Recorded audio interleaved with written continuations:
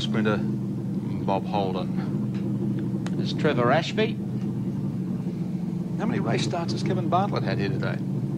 Oh, I think apart from the Formula V race, he's been in just about everything. I think he had 4 in a row at one stage. Car number 12 is Ludwig Finauer. They've got 30 seconds to go prior to the start. Finauer, of course, scarpered off the racetrack in Heat 2. He dived down on the inside over the concrete curb, launched himself into the tail of Andrew Madecki. There's Madecki in the Oxo Super Cube Sierra Turbo. 10 seconds to go for the final today of the AMSCAR Touring Car Series. Flag is up. And they're racing, getting away smartly off the line. Jimmy Richards this time, but Ashby grabs another gear, goes with him. Andrew Madecki gets through smartly. Ashby, I think, has missed a gear and has been gobbled up here completely by Terry Finnegan, who tries to get Tony Longhurst, but I think that horse is bolted. Richards will now go through to the lead. Second is Andrew Madecki, then Longhurst followed by car number 23, Terry Finnegan, then Ashby back and forth. Yes, he missed the change from first to second, did Trevor Ashby, as he left the line, and that's dropped him back into 5th position. Just the advantage the BMW pilots needed. Well, he might have made a blue, but that had nothing to do with the performance of Andrew Madecki. He really proved the joker in the pack in this third and final heat this afternoon and got away brilliantly and holds down second spot behind Jim Richards. And trouble for Terry Finnegan, who's gone off the boil. I think may even have a flat tyre, so he goes to the infield. Gentleman Jim leads it. Here's Andrew Madecki looking good in the Oxo Super Cube Sierra Turbo. And Tony Longhurst back in third. That moves Ashby up to 4th. Ludwig Finauer is now up to 5th. And Madecki looking good at this stage. He tails Jimmy Richards to the top of Nissan Skyline. Team manager for the Oxo Motorsport team, Don Smith, has recently taken a trip to the UK and spent some time with Andy Rouse, the man who originally developed these Ford Sierra Cosworth turbos for racing. The news is they'll have a new engine management system coming for the car probably sometime just after Amaroo. Should be around about 3 weeks away from now. They believe that'll give them a more even power distribution, a better power band. Despite conflicting reports, they tell us they are going to get their extra 110 horsepower in the evolutionary processes with these cars later in the year.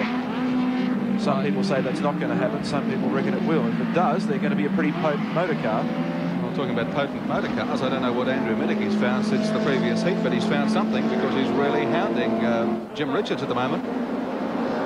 The word is that the JPS BMWs have problems in that heat number 2 with engine management system, possibly related to the temperature. There's certainly no problem with the way the cars are running at the moment. The damage to Goofy's car largely superficial.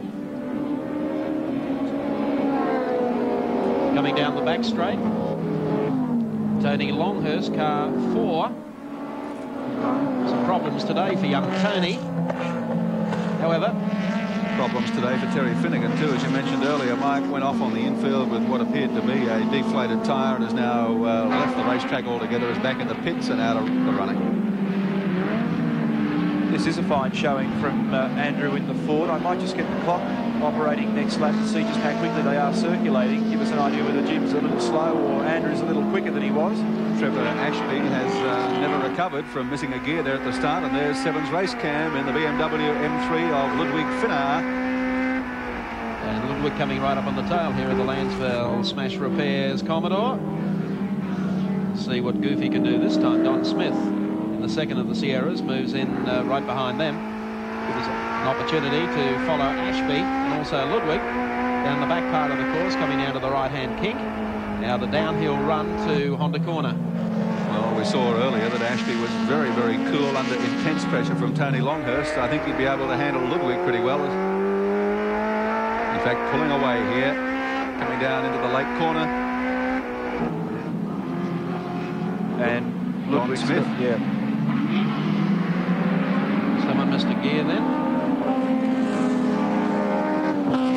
Well, the time that Jim set on that last lap was a 53.98. They're not mucking about.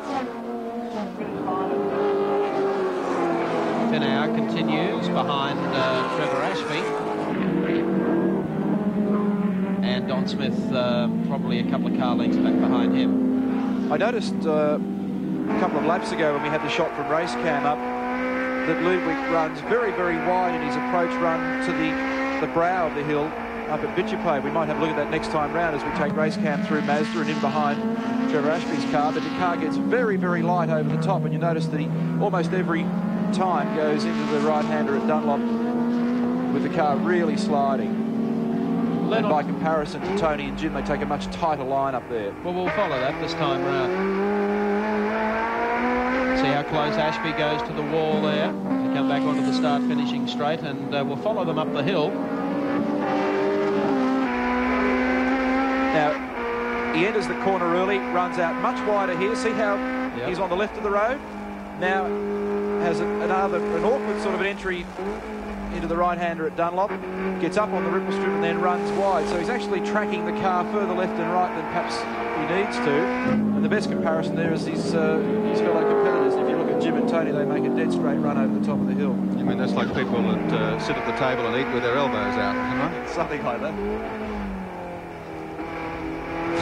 Okay, Ashby continues to hold him out down the back of the course, and they are in third and fourth positions on the racetrack. Up front, there's no problem for Jimmy Richards. Continues now to lead the race and lead it well from Andrew Medicki. One guy who I'm sure knows a little bit about these BMW M3s is Peter McCabe. Last week came out and spent some laps in the M3. I'm sure that would have been a rather exciting experience. Most impressive motor car, Neil. The horsepower of the little M3 was a surprise to me, and it revs like all get out to 8,400 revs, and it is not a little four-cylinder wimp. No, it's not. And the fella driving this is not a wimp at all. That's Tony Longhurst, and he's getting on even terms now with Andrew Medecki. Yeah, certainly getting right onto Medecki's tail, going through the lake corner once more. Jim Richards, meantime, is pulling away and has a pretty commanding, if not a winning lead at this stage of the race. And I think you'll find Longhurst going to be pretty anxious to try and get by here if he's going to make ground on his teammate Richards up front. But Medicki, the real surprise packet in this third and final heat today. I think it's a great thing. Medecki, obviously, along with Don Smith, have come along today to try and set their cars up. They'll do all the racing they can to develop the Sierras. Now you're sitting at home hoping that they'll get faster. And by the time the Touring Car Championship, the Shell Ultra National round, comes here on the 21st of June, I think you'd expect... Oops! Some smoke that time. Expect to see this combination very, very much on the pace. So Longhurst now making the big moves down on the inside. Medecki closes the gate on him. Going to make him work hard for this one. Shake out the window by Andrew just to let him know. Let's do it all nice and cleanly now. The race claims another casualty as car 77, the Supra of Peter Williamson, leaves the track and heads into the pits with almost zero power. A brand new Supra too for Peter Willow this weekend. The other one destroyed at Bathurst, the James Hardy 1000 practice. It's all go. Yes, Andrew's getting inside. In fact, he's gone off the boil completely. Left rear tyre looks a little suspect to me. Yeah, it's only flat on one side though. It's on the bottom. That's bad luck for Andrew Medecki, who was looking very good indeed in the Oxo Super Cube Ford Sierra. Yeah, a great shame. Andrew paid a marvellous compliment to Don Smith. He said, and we were asking the question, how come his car is a little quicker than Don's? And Andrew said, because Don gives me all the good new gear. That's excellent.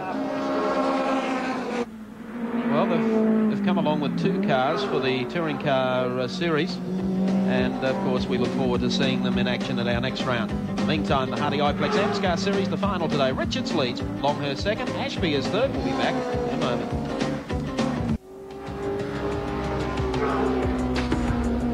Two and a half laps remaining in this final for the James Hardy iPlex AMSCAR Series. That's Trevor Ashby holding down third place on the racetrack at the present time, being pursued by Ludwig Finauer in the BMW M3.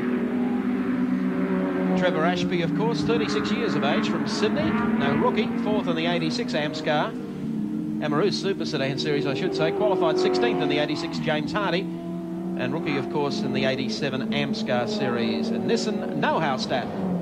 On on the track at the moment is Tony Mulvihill, running 6th on the road in the brightest colour on the brightest car in the field. I used to have a pair of socks that colour once. You're wearing them, Wilco. Of course, Tony Mulvihill, who operates Mulvihill Security Services, and Tony loves his motorsport. A very, very competent driver. Nice guy with it. And like so many of the privateers who feel the punch against the factory teams in '87 because of the high dollars, it's great to see him at least running in the front half of the field and supporting all the races he can in New South Wales. Andrew Madecki, a fresh tyre and back out on the track. So Tony Mulvihill continues in 6th spot. Jimmy Richards is our race leader. Here he is, down on the inside. Just slipping by Glenn Clark in the Toyota Sprinter. Here comes Longhurst as well. Also gives the Toyota the go-by. They're on their last lap. So 1-2 coming up for Team JPS BMW. And Frank Gardner has gone to great pains this week to disassociate himself with any parts coming out of Bavaria. He built the cars in Sydney, he says. Well, fitting result for Frank Gardner. He's turned up with 3 cars. They're all going to finish here this afternoon. 1st and 2nd. And then a 4th place to Ludwig Finau. Jimmy Richards, the man who was unbeaten here in 1985, won 7 out of 10 in the Australian Touring Car Championship for Team JPS BMW. Looking good as he comes down to the late corner, and a late charge here from Tony Longhurst on the inside.